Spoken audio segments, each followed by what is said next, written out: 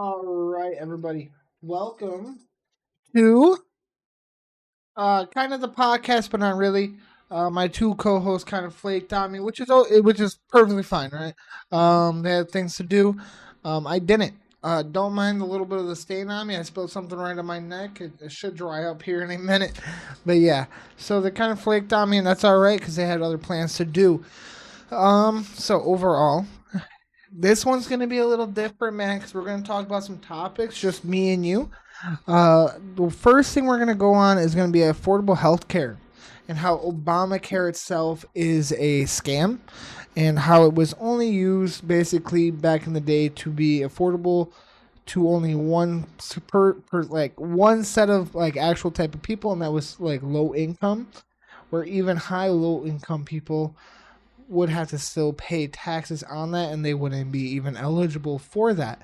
And to speak on that fact, I can bring something up for you. Give me 1 second.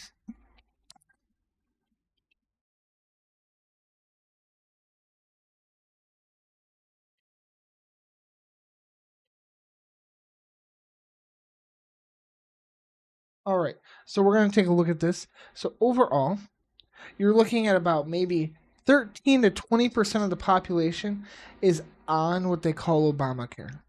Okay, that's 13 to 20% of people are on that. Okay, so that goes to show that just for them who are eligible for that, Obamacare is getting that free health care. They are still paying out of their taxes, right? But that's the only right thing to do, especially in that scenario with them getting the free health care, especially if they're trying to live that socialism lifestyle, right? But overall, then you got the people that don't, the other 80% of Americans in America have to go ahead and pay the taxes out of their actual paychecks for these low income individuals that can't afford it, which I'm not saying, don't help them out with that, right? But overall, they still got to pay for their own health care out of their paycheck, and then they're paying for somebody else's health care out of their paycheck, too. And now that just does not seem right, and I will never agree with that. Don't get me wrong, my kids are on Medicaid. When I was working at Bank of America, they were on my health care. And even now, with me working where I'm going to be working now, I'm not going to disclose that, but even now, they're going to still go on my health care eventually, right? It's not one of those things I don't see as Medicaid should be, or Obamacare, quote unquote, should be something that is used forever. It should be used more as increments when you need it, right? It's one of those things as if you don't have a job and you're struggling, then you should. But it's not incentivized that way. It's incentivized as basically, we're going to give this to you for free, just like food stamps, just like other subsidies like paying for rent, and they're not incentivizing the right way to do things, right? They're basically incentivizing people to be home, stay home, and not do anything, feed off of us. So when we need a favor, which this is the whole key, is when we need a favor, you vote for us no matter what, because guess what? We're giving you what you want plus more. And that just that's so basically they want slaves. It's literally what it is, and that's a crazy thing to say, especially nowadays, because you'd think because how far along we are in the community and how long we are in American history that this wouldn't be something that was really dwelled on and thought about. But overall, it is, and there's a lot of history that goes into basically why the Democrats want to make it this way, and why they want to make it so that you dwell off of them, because overall, if you dwell off of them and you seem like you need them, they can use you, right? So, second thing about that, I will say it's a scam because it was never affordable, at least not for the actual American government. Okay, what happens here is every year more and more money needs to get dumped into the Affordable Care Act, which is known as Obamacare. Okay, it just does not work out. So more and more and more and more and more and more money needs to be put in every single year for it, and it's a lot of money. $1.3 trillion was just on debate for opening up the government, right? That's a big number. That's a big number. Now, you might be like, well, aren't we 32 to 36 trillion dollars in debt? We are. So why do they need 1.3 trillion dollars into that? It's just one of those things where the subsidies in America itself should be used as a helping tool like it was back in the day, and not as a life that people make it into today. I'm not saying get rid of it altogether, especially with those special cases like, our vets or people that actually need it, that are down in the dumps and actually need a reason to use it. They are the outliers of the actual issue, right? There are people that would actually use it and need it all the time. But as a working American, not disabled or anything like that, which a lot of people that are on it are like that, especially drug addicts. That's a whole different one. They use it to only use it as a lifestyle. They don't want to better themselves because, well, the government will give it to them, right? It's just one of those things. I don't, because the way it used to be, and this was even before my time, really, because, I mean, when I was a kid, Obama was running in office. I remember when he went against Mitt Romney. And that was that for his second debate? Like, not his second debate, his second term? Yeah. Yeah, it was. It was for his second term. His first term, I don't remember who he ran against. But his second term, he ran against Mitt Romney, and he won again.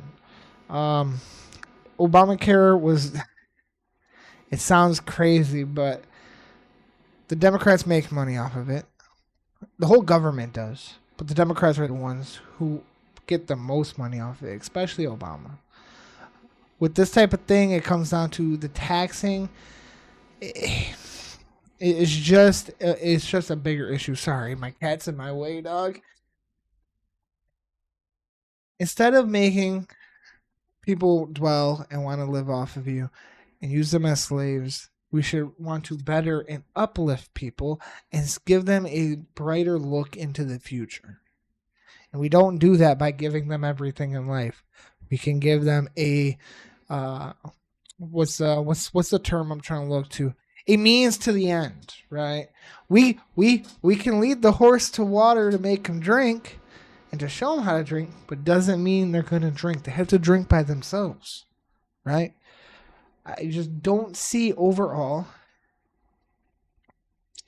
where this could end up in a good place. It's just one of those things, as Obamacare is a scam, and it's only done nothing but cost us more and more money, more tax cuts, more taxes on our checks, more income. And guess who gets those extra tax cuts, and they also dwindle off of it? There's a big case going on that two big Democrats were just caught stealing money out of the Medicaid fund. A lot of money. Okay? They were supposed to be seen in court. The judge threw it away because guess what? The judge was a Democrat. You can look this up. I promise you will see it. So I'm going to guarantee you that they're not the only one, right? So it's just we shouldn't want to use this as a scapegoat. We should want to use it to better ourselves. And there's no reason why we can't do something better, right? I think that we should make healthcare to the point where we pay for it when we have to use it, right? Because overall, I mean, you could go all year long, have health insurance, and not get sick, not have to go to the hospital. Maybe you have one checkup a year, or maybe you have two or three, but still, that's only 2 or 3 times out of the whole year, and then the other time you're still paying for it. Where's all this extra money going to? And you could say, well, it goes to like the people that actually use it. If that was true, then there wouldn't be so many people getting cancer and not being able to get actual insurance to cover their coverage, right?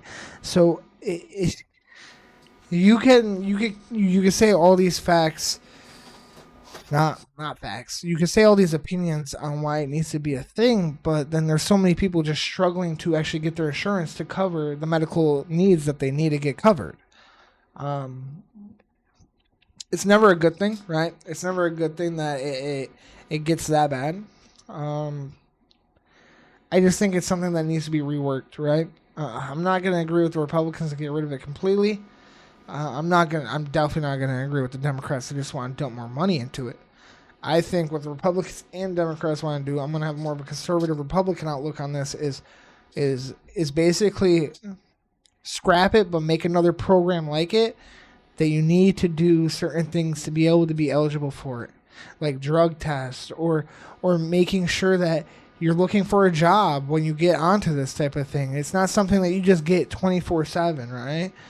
It's just it costs a lot of money, especially for the people. The 80% of Americans that don't get it, it costs them more money in the year. And you might be like, well, it's only a couple $100 a year for an average American, but now take that 80% and look how much money is going into that 20% that doesn't even get all of it. They get barely any of it.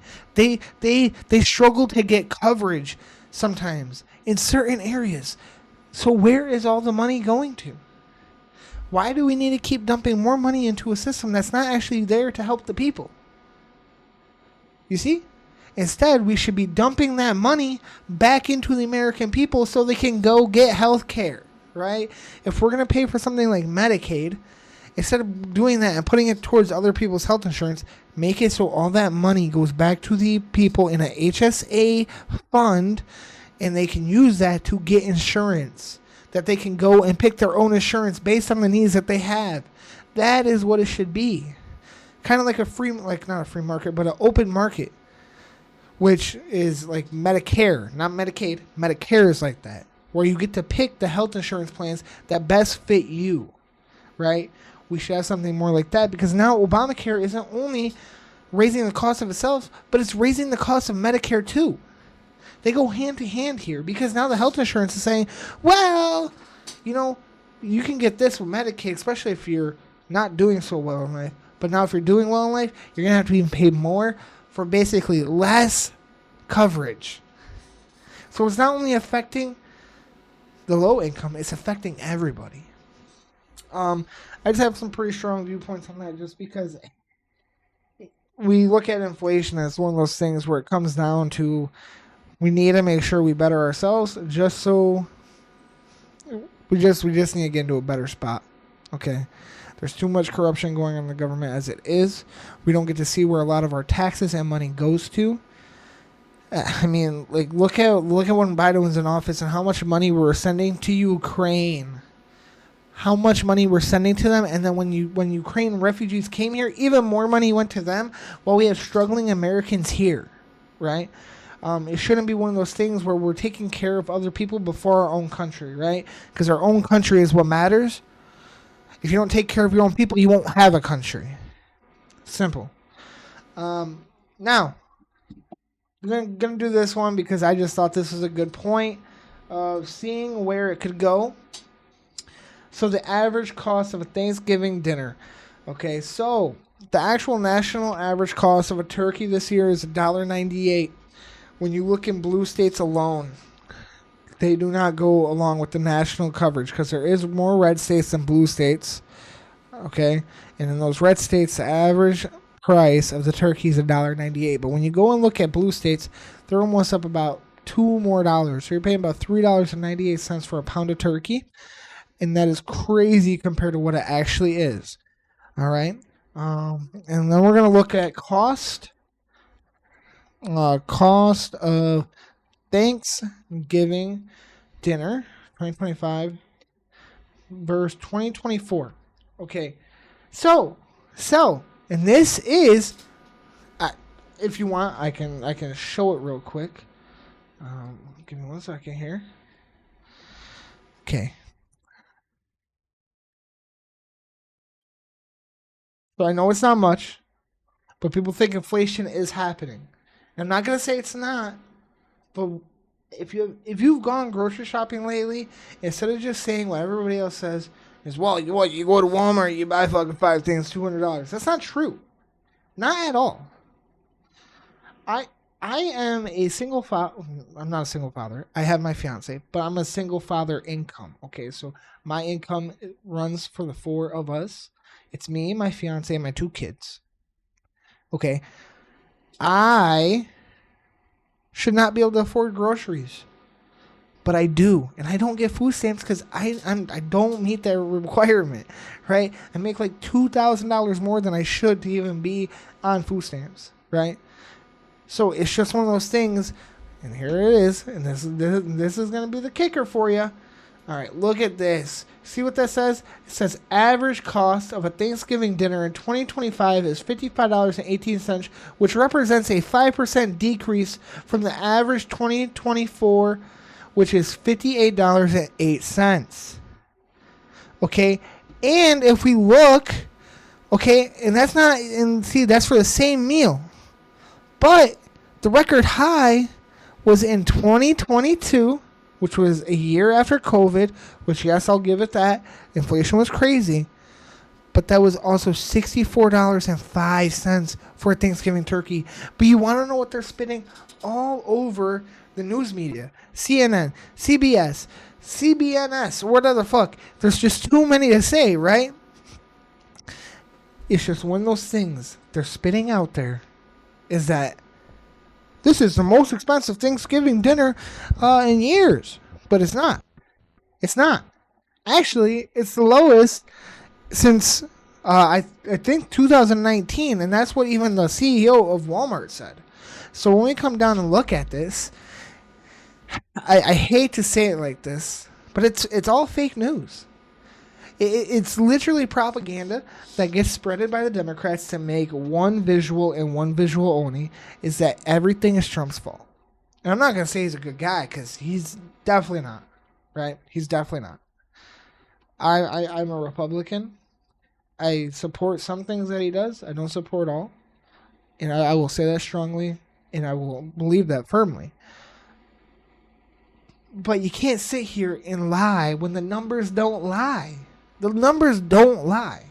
The only reason, and this is a big factor for why inflation is actually increasing in these last couple months, is because of AI investing.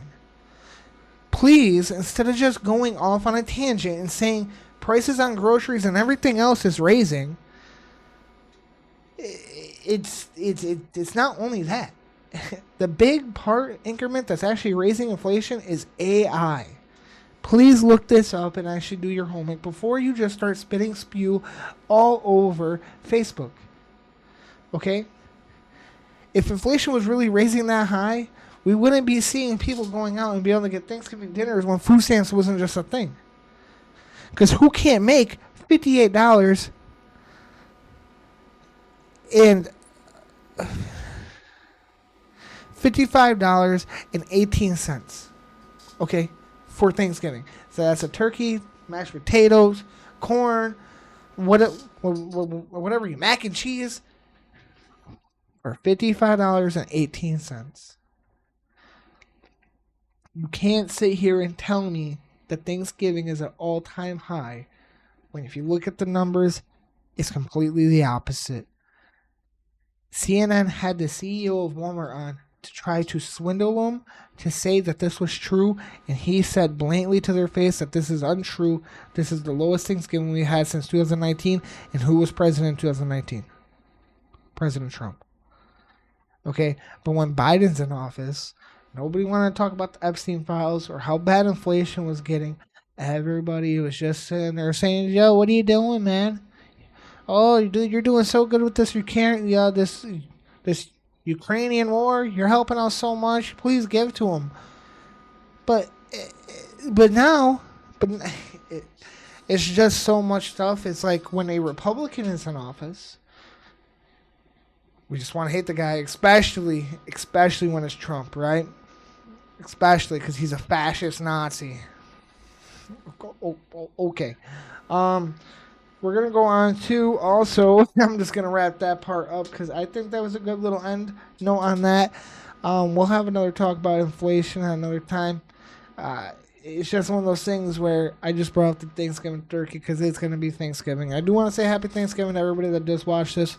I hope you enjoy it. Thanksgiving is already today. I'm recording this pretty late at night. So I want to say happy Thanksgiving to you and all your family. And I hope you guys enjoy. So we're going to go on to the next one. Fossil fuel versus renewable energy. In this one, I'm going to have a lot of questions. Some good questions. And then I'm going to also ask for you guys to comment down on the thing and maybe give it a like and subscribe to the channel just to see more like this. But this is one section that I'm going to leave a lot of questions so I can get some answers back if you do watch this far in. All right. If you don't, it's fine. But if you did make it, thank you for keeping this long and actually tuning in. So when it comes down to it, all right, renewable energy versus fossil fuel energy. Which one is better and which one is better? Why? Right? It's one of those things. There's a big debate going on right now. Is renewable energy really that worth it? Because overall, it costs a lot of money to mine and drill to get the resources to make the batteries. And it's also known that the drilling is actually becoming more harmful than striking for oil and coal. There's just a lot more process that goes into it. Okay. Now, what you can say is, well, eventually we're going to run out of the fossil fuels, which is completely true, right? But there's a lot of untapped land inside of America. We do have a lot of things against drilling in our own country, which is okay because, I mean, we're America. I mean, like, why would we want to do that? It's one of those things where I know Alaska has supposed to be a lot of oil. It's one of the biggest oil reserves in the world. We just have a patent on it where we're not allowed to really drill like that in Alaska at all. It's one of those things where it's like a safety precaution for the land. So, we keep Alaska beautiful because oil does make the soil richer and makes things and other animal life and plants thrive in that area. So it's just one of those things where it's a really big point of, is it really worth it? Because now it's ending up that energy and like electric cars really aren't that much cheaper, and sometimes they're even a lot more expensive than regular gasoline cars. Now charging them is a lot cheaper than getting gas usually, right? But for an average person, do they want to pay an extra 10 grand at that moment in time to maybe save in the future? Now, people that are smart with their money, they're going to say yes, right? But other people, they want to make sure that they're saving money now, right? Like right now. Because the way the economy is we need to save money right now. Not 10 years down the line. We need to save money right now because we need to make sure we can pay bills. So I do see the side of both, right? It's one of those things where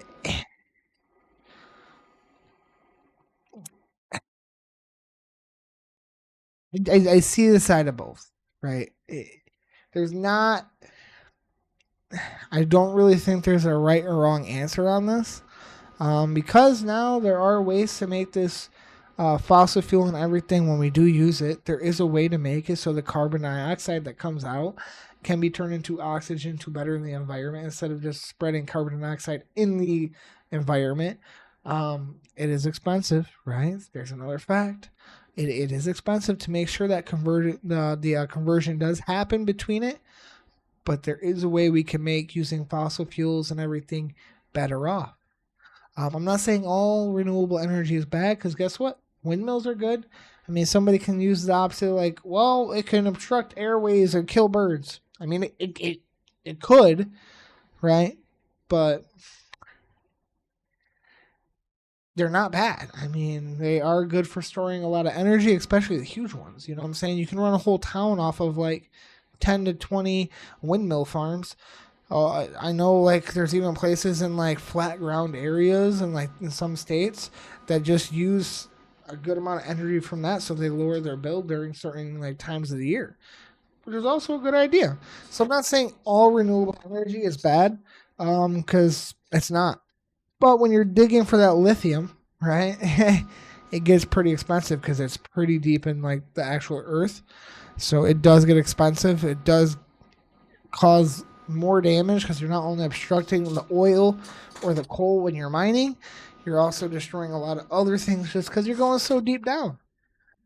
So I mean, it's one of those things of where do you stand on it? How do you feel? Because overall, I stand kind of in the middle on this one. I think some renewable energy is pretty good, but also I like my cars. I like my factories. I think factories, when they run off fossil fuels and everything, they should use the conversion thing from carbon monoxide going in and all these chemicals coming out. I feel like that should be converted into the oxygen into the air because there are those filters now that factories can get. They are expensive. Um, it's just one of those things where we could definitely better, right? We can definitely better ourselves in these certain places. I think both sides have good sides and good points on what should be done. Um, yeah. So overall, I'm going to wrap this one up here. I know it's going to be a little bit shorter. It's only about a 26-minute long video, which is completely fine. I do want to say thank you guys for tuning in. If you did tune in, my name is Greg, and this is The Frying Pan. I do want to say happy Thanksgiving and enjoy your time this year. And I hope everybody enjoys their turkey and you have a lot of stuffing because that is my favorite meal of the day on Thanksgiving. I will get too bloated on stuffing. I promise you I would. And I will tomorrow. But I do want to say thank you guys. You have a good one. And please tune back in next week. Leave a like, subscribe, and I'll catch you guys later.